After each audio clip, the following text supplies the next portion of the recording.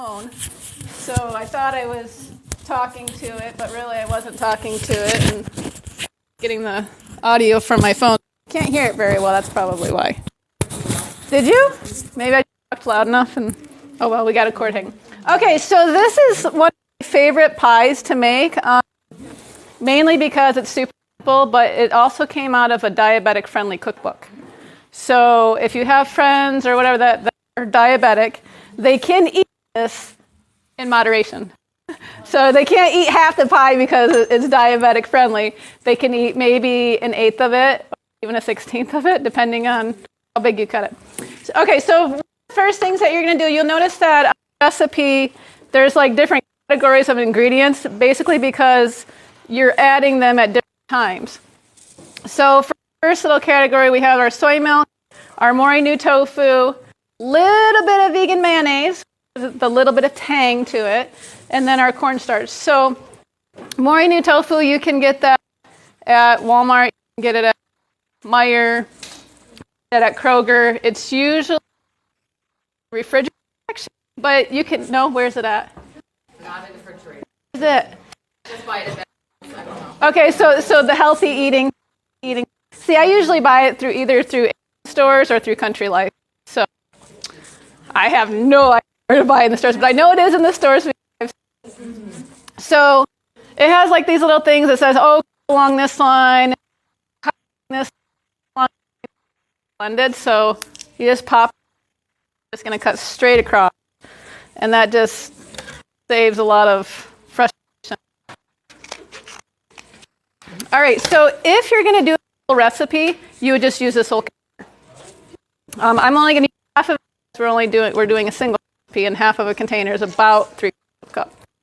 Yeah, ish. So I asked once, do I have to use this type of tofu?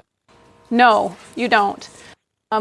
Actually, the one that I made you guys was made with regular, water-packed tofu. So this does give a little bit of a creamier texture.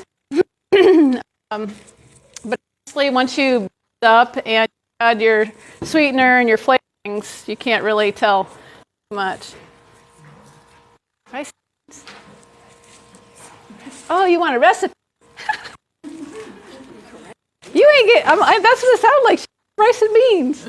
She want a recipe. Don't you want to get in the camera? Oh. Don't get me started. Wait. Oh, here she comes. Here she comes. Ow.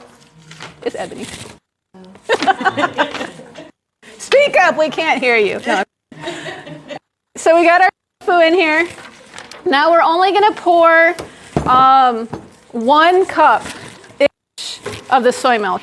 Honestly, if you do a little bit more, a little bit less, it doesn't matter. You just need enough liquid to be able to blend this. And I actually forgot another pan. I guess I can use that pan. Then I'm going to need another pan.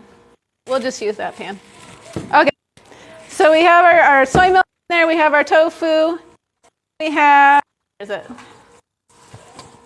We have our vegan mayo. So I have the mayo in here, which is the Hellmann's vegan mayo, but I also have, which is in the next category, the vegan butter, because I didn't separate them because I was like, oh, I'm just going to use one container. Well, not thinking they're in 2 different categories. So if you want to blend the butter, you can. It's vegan butter. Honestly, most butters that you find in the store, or say not butters, but margarines, if you look on the back of them and it doesn't say contains milk or dairy or whey or whatever, then it's vegan. So you don't have to spend the extra, $3 or so per container just to get quote-unquote vegan or quote-unquote plant-based butter. So the rest of the soy milk I'm going to pour into this pan here, and I'm going to start this warming somehow.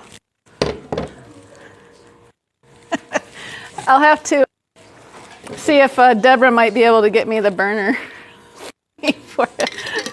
So we took off the knobs of the burners here. I might go grab it. Ha-ha. So we took off the little thingies for the burners here because kids like to play with these and they like to turn them. And then pretty soon you have a hot surface and you're not aware of it. and that's not always good. Could you get me a whisk, please? Forget about. Okay, so then we add our cornstarch. Now, you can use other starches. You can use potato starch,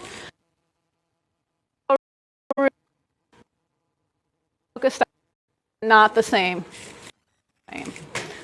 So, but if corn, you can either use arrowroot or potato starch, not potato flour, potato starch. There is a difference. All right. So we have this pot warming up here, and we're going to go ahead and blend this real quick.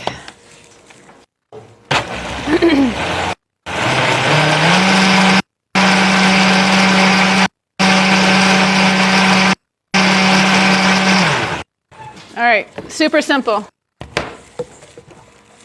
And then you're just going to pour your mixture into here. Now, the reason why I like to blend my cornstarch in here is just because then I know that it's all incorporated. I'm not going to have any lumps or anything. It just makes it easier. I mean, if I have to put tofu, you can blend honestly, you could put everything under if you really wanted to. The first and second category, but just do one. All right, so I have my tofu mixture in there, and then the rest of soy milk. Then you're going to add your sweetener. So you can need granulated sweetener of choice. You want to make sure it's granulated. If you're going to try to use a wet sweetener like honey, agave, or something like that, then you want to decrease the liquid in the recipe. So you can use, cane juice crystals. You can use silken, which would make it brown though. So any sweetener you want to use or what you feel comfortable with. But if you're using, say,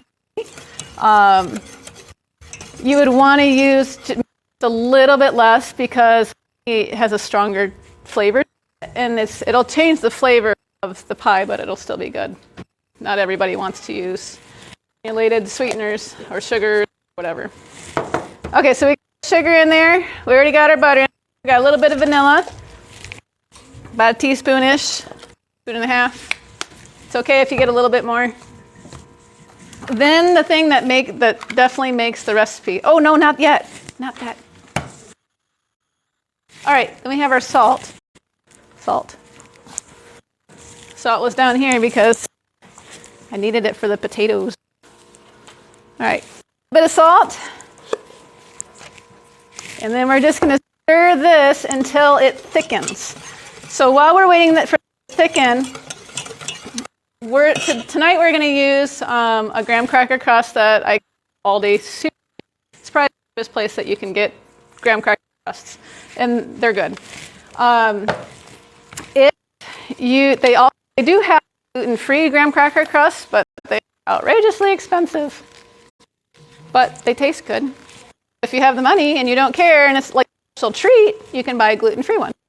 But if you don't want to do that, at the very bottom, there's a recipe that what we had here in the pan that you tried. It has walnuts, almonds, oats, date pieces, and I just put all that in a processor until it's like small little granules, and then add a little bit of water at a time until it kind of sticks together. Like it would stick together if you smushed it into a ball, but if you touched it light, it would still fall apart. You want it to be gummy, like in between. If you can't do almonds or walnuts, or you can't do one, you can use any kind of nut that you want. If you want to use cashews, you could use cashews.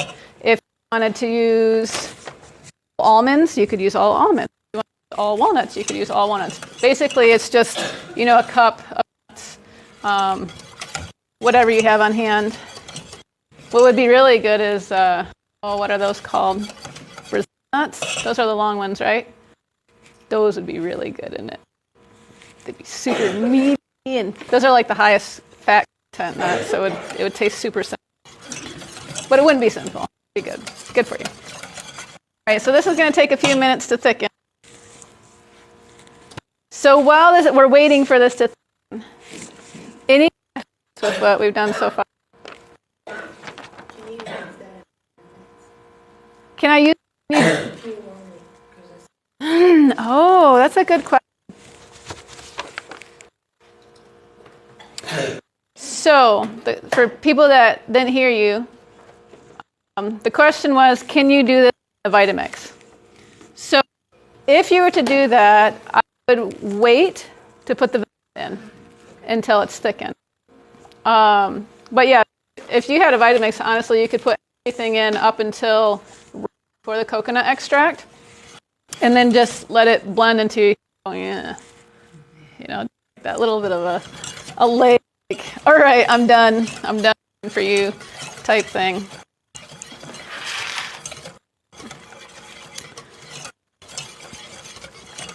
So it's good to use a pan with a heavy bottom, but they take forever to heat up. Forever. So we're just going to let it keep on doing what it's supposed to do. All right, so let's talk about the coconut. So you can use shredded coconut. You'll want to use the sugar-free, like the unsweetened coconut, mainly because if you're going to toast it, which the stuff that you guys tried, that was toasted. And what I did with that is I took my coconut and there's ways you can do it. You can either do it where you have a hot pan on the stove and you just dump it into the pan and you move it back and forth until it starts to brown. But right as it starts to brown, you want to take it off the heat, and not just take it off the heat, you want to take it out of the pan. Because if you don't take it out of the pan, it's going to continue to cook. And then pretty soon you got burnt coconut. And burnt coconut's not very fun because coconut's not cheap. Another way you can do it is you can put it in your oven at about 250, 300-ish, depending on whether you're distracted or not. And you can turn it that way, which is really easy as long as you're not distracted, because otherwise you burn your coconut. I'm talking from experience. All right, so the coconut's already done and ready. Guess I should have brought my shallow bobbin pan that I have at home. It's all the way up on high.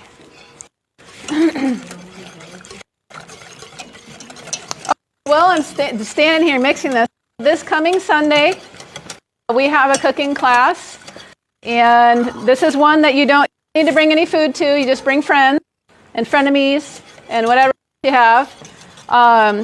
We have, I can't remember her name. She's the pastor down at the Charlotte Church, and she's going to show us how to do Oriental type cooking.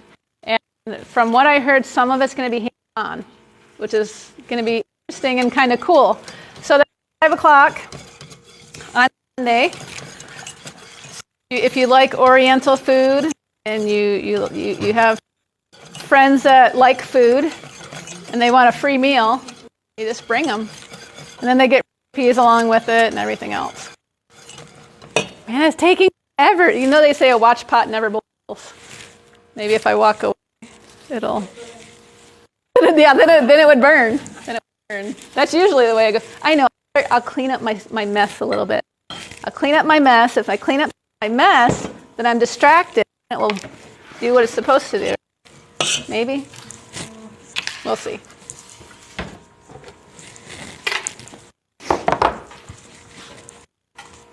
Now, with the rest of the tofu, you can freeze this if you wanted to, but usually I just kind of pinch the box like that, close it over, and I forget my paper clip, but you can just stick a paper clip on there or a chip clip. Put it in your fridge. A lot of times, though, usually it doesn't even make it that. I always make a double recipe. And it works, but it works good in smoothies. Like you can throw it in a smoothie for a little bit extra protein. It makes it nice and soft. Or you can throw it in scrambled tofu if you're already making it. Or you can put it into like a loaf, like a meatloaf or veggie loaf type thing. Sometimes freezing it's the best option because then you can figure out what you're going to do with it. Don't watch it. Don't look at it. Don't look. It'll cook faster if we don't look.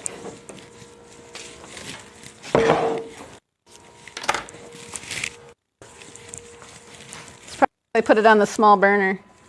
I was going to put it right here, but then the blender doesn't reach over there. And yeah. Oh, we're starting to get somewhere. It's steaming. That means we're in luck.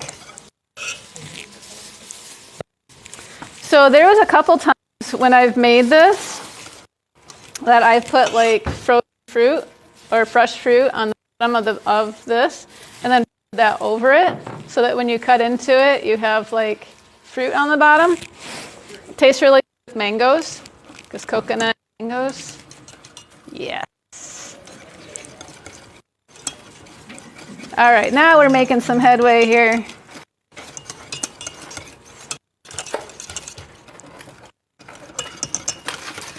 Once it starts to steam, you definitely want to stand over it because you don't want it to scorch on the bottom because then that totally ruins the whole flavor. Oh yeah, now it's getting nice and thick. Oh, could you give me a rubber spatula, please? Oh, did I have one? No, I didn't have one. Oh yeah, see, it's getting super thick. So I wonder if I can show you guys. It kind of almost looks like curdled, like a thick pudding. Show people in there, like a thick pudding. But that's what it's supposed to look like. And then you just want to get a whole bunch and get a little workout and make your whole body shake when you're whisking it. And then you know it was worth it and you can eat 2 pieces, right?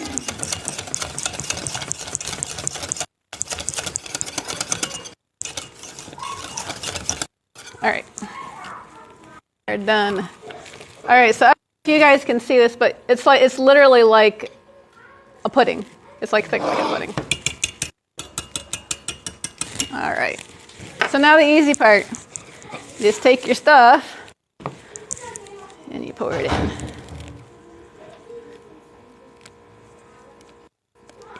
Now, honestly, if you wanted to use this as like a pudding, you totally could. I would probably add like less cornstarch. And then you could like make it and then whisk it up once it's cool. And you could like do like a fruit layer and then some granola and then a nice dollop of that and then like layer it and then look all fancy and fancy. Or you could just flop it in a bowl, put everything on top and mix it up. Depending on who you're wanting to impress. All right. I have a spatula here. If anybody wants to lick it. Okay, so then you take your coconut after it's this. Take your coconut and just sprinkle it on. I guess I didn't toast this coconut as much as I did the other one.